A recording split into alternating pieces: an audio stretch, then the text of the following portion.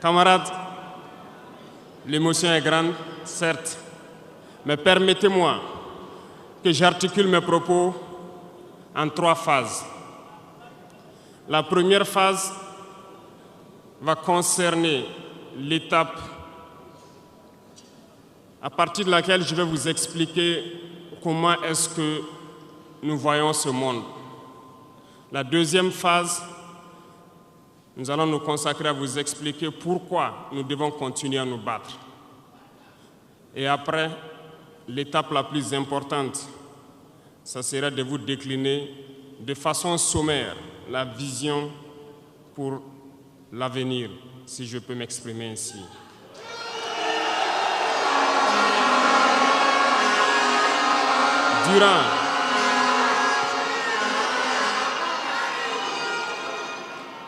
Durant ces 20 et quelques mois passés donc à la tête de l'État, nous avons eu à rencontrer plusieurs hommes politiques venus de toutes parts. Nous avons rencontré des centaines de diplomates venus de toutes parts. Nous avons rencontré des hommes d'affaires venus d'un peu partout du monde. Nous avons été ouverts à tous ces échanges, à toutes ces discussions pour pouvoir apprendre du monde, pour pouvoir comprendre le monde. Et aujourd'hui, je pense que l'occasion est très belle pour que je puisse vous expliquer quelles conclusions nous avons tirées de tous ces rendez-vous que nous avons eus avec des hommes politiques venus de tous les continents, des diplomates venus de tous les continents. C'est très important.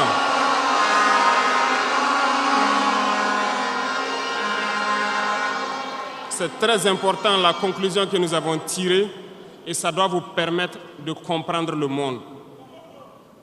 Parce que souvent, dans nos contrées, nous n'avons pas cette perspective de pouvoir avoir accès à certaines personnes qui vont vous enseigner beaucoup de choses à travers leur comportement, à travers leurs propos et aussi en vous disant comment ils nous voient. Camarades, Dieu a créé le monde avec tout ce qu'il y a comme bonheur, comme malheur, comme bien, comme mal, les humains, les génies, les animaux et tout ce qui va avec. Mais nous, humains, avons décidé de faire du monde autre chose. Chez les impérialistes, ils ont une vision du monde que je m'en vais vous expliquer. Le monde se résume en un triangle pour eux. Vous verrez le triangle dans la plupart de leurs insignes. Peut-être que vous ne comprenez pas, mais le monde se résume en un triangle. Pour eux, au sommet du triangle, se trouve l'empire du bien. Et l'empire du bien, c'est eux. C'est la prospérité, c'est tout ce qui est positif. C'est eux qui ont droit à tout ce qui est bonheur sur ce monde. C'est eux qui ont droit à toutes les richesses. C'est à eux d'imposer leur manière de voir le monde. C'est à eux d'imposer leur vision, leur mode de vie. Voilà pourquoi, pendant la colonisation ou leur conquête, je dirais, ils venaient vers nos terres et ils disaient qu'ils ont découvert nos terres parce que pour eux, nous sommes des sauvages. Nous n'avons rien de comme eux, en fait. Donc, ils nous appelaient des indigènes. Et c'est eux, le peuple. Ils s'arrogent tous les droits. Et pour eux, le monde doit marcher comme ce qu'ils veulent. C'est simple. Je prendrai quelques exemples. Regardez à travers leurs films. Ils ont préparé l'esprit de leur peuple pour les faire comprendre qu'ils sont les meilleurs. C'est eux qui doivent tout posséder. Vous ne direz pas le contraire. Dans tous leurs films qu'ils propagent, vous trouverez toujours les méchants. Ce sont soit les Russes, soit les Sud-Américains, soit les Noirs qui jouent les mauvais rôles de trafiquants de drogue, de proxénètes, de trafic d'humains, jusqu'à un passé récent, bien sûr. Vous trouverez les Arabes qui jouent le rôle des terroristes. Voilà un peu comment ils perçoivent le monde.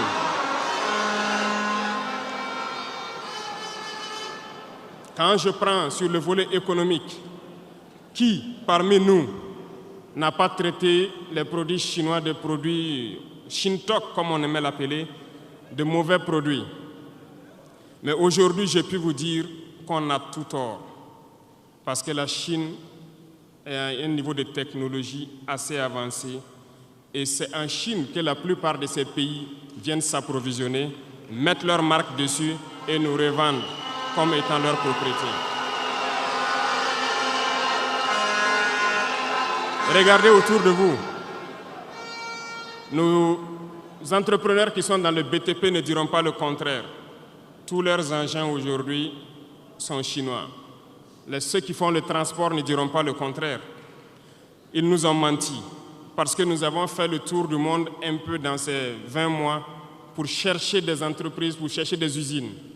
Et nous avons compris que tout revenait là-bas. Mais par leur communication, ils nous ont amenés à détester tous les produits chinois, à vouloir nous faire comprendre que ce qui est bon venait de chez eux, pas forcément d'ailleurs. C'est simple. Remonter le temps. Pour mieux comprendre ce que je dirais, il faut remonter un peu le temps. Et j'espère que certains iront lire qui sont les tsars, les conquêtes mongoles, les empires perses, turcs et ottomans. Lisez leur histoire, vous comprendrez pourquoi le monde est ainsi fait. À la base du triangle, il y a deux empires. D'un côté, l'empire du mal, selon eux, et l'empire des esclaves de l'autre côté. Voilà comment ils voient le monde. Qui est-ce qu'ils appellent l'empire du mal? Ceux dont je viens de citer tout de suite l'origine, et je vous ai dit de remonter le temps, allez-y lire, vous comprendrez pourquoi ils sont l'empire du mal à leurs yeux. Ils combattent l'empire du mal. Pour eux, l'empire du mal doit disparaître. Pour eux, l'empire du mal incarne le diable. Ils communiquent et ils le font comprendre à leur peuple ainsi. Voilà pourquoi après la Seconde Guerre mondiale, dans les années 80, je prendrai le cas de la Russie où tous les stratagèmes ont été mis en œuvre pour l'effondrer avec le président Gorbatchev. Aux États-Unis, c'est le président Ronald Reagan qui était à la manœuvre. 3 stratagèmes principaux ont retenu notre attention. Ils sont allés donc au niveau de l'Arabie Saoudite les demander de baisser le prix du pétrole de 35 $ à 7 $ pour faire écrouler l'économie russe. Parallèlement à cela, le deuxième stratagème,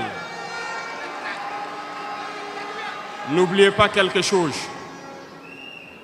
ces mêmes personnes qui viennent de quitter l'Afghanistan, soit disant qu'ils combattaient les talibans ont été reçus par le président Ronald Reagan à la Maison-Blanche. Ils ont été armés par la CIA. Les fameux missiles Stinger, Sol-Air, ont été livrés aux talibans pour combattre les Russes. Et plus tard, ils viennent supposer les combattre. Allez-y comprendre. Le troisième stratagème, c'était un bluff. Le projet IDS, Star Wars. Lisez, vous comprendrez pourquoi ils ont amené le président Gorbatchev à créer le projet Paulus qui a enfoncé la Russie. Une fois que la Russie s'est effondrée, ceux qui se prétendent être de l'empire du bien ont commencé à jubiler, jusqu'à ce que vienne cette équipe avec Vladimir Poutine pour essayer de remonter la Russie en surface.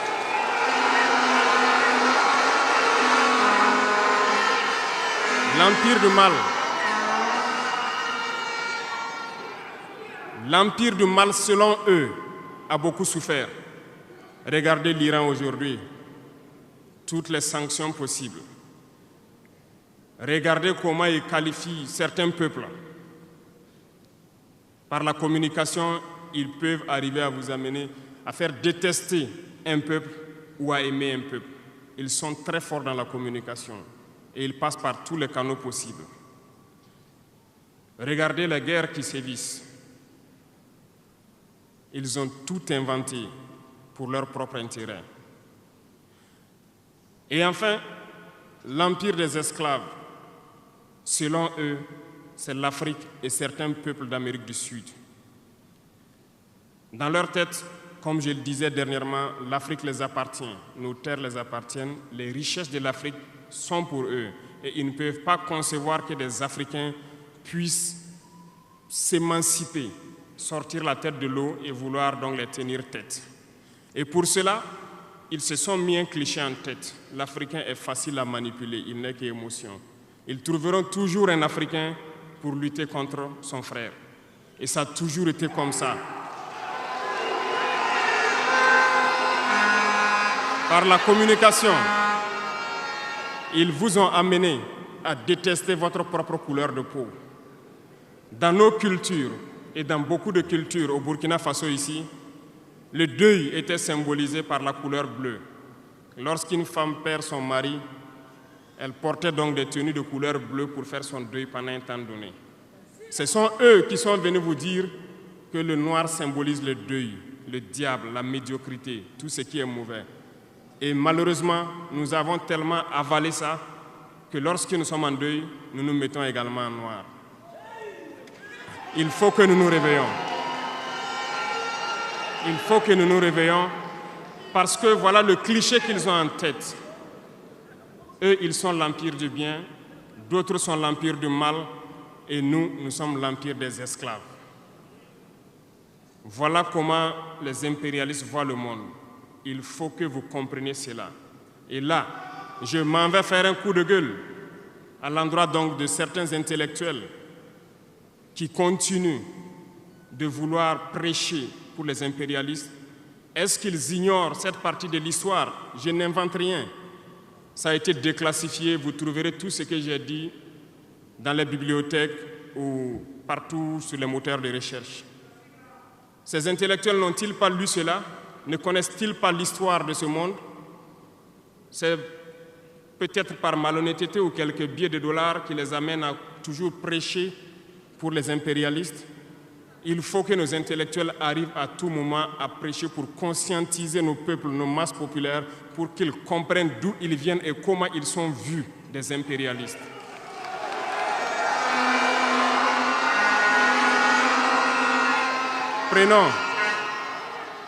Prenons l'histoire de quelques guerres. Vous avez suivi la guerre d'Irak. Un gros mensonge qui a été inventé, soi-disant de possession d'armes de destruction massive. Certains sénateurs, au niveau des États-Unis, ont tout fait pour avoir les preuves. Ils ne l'ont pas eu. Souvenez-vous que plusieurs personnes ont démissionné de la CIA après cette guerre. Des preuves ont été inventées de toutes parts. Des services secrets occidentaux les ont aidés à fabriquer des preuves. Et on se souvient que le même Niger a été accusé en son temps en montant une fausse convention, un faux contrat de vente d'uranium à l'Irak.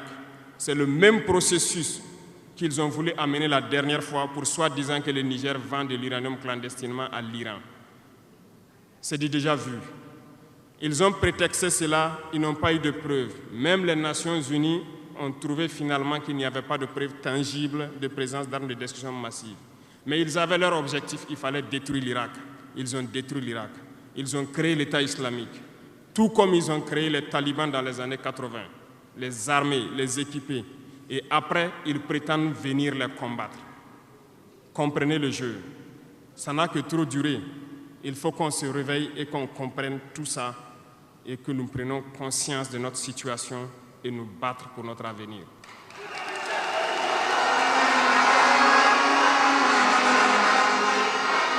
Toutes